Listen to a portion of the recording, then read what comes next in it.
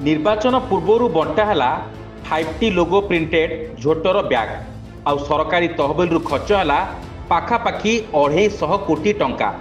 तेबे ब्याग बंटा केते मात्रा से समय जरूरी थिला आउ ब्याग बंटा निष्पत्ति किए नहीं थिला एने हेब तदंत बोली विधानसभा रोकठोक शुणाई जोगाण मंत्री कृष्णचंद्र पात्र।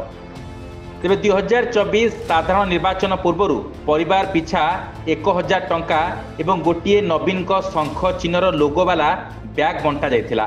तेबे एथिपई केउ जिला पई केते टंका खर्च होईछि सेने विधानसभा तथ्य मागिथिले जगतसिंहपुर विधायक अमरेंद्र दास एवं गृह यार लिखित उत्तर रखिचंती जोगाण और खाउटी कल्याण मंत्री कृष्णचंद्र पात्र।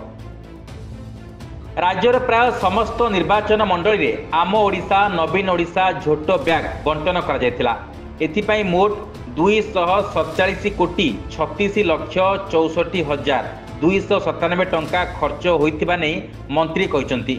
याकु नै तालिका मध्य दैछंती। एही क्रम रे परिवार पिछा जे 1000 टंका लेखाएं प्रदान कर जायतिला सेथिपई पाखापाखि 960 कोटी टंका खर्च होईछि।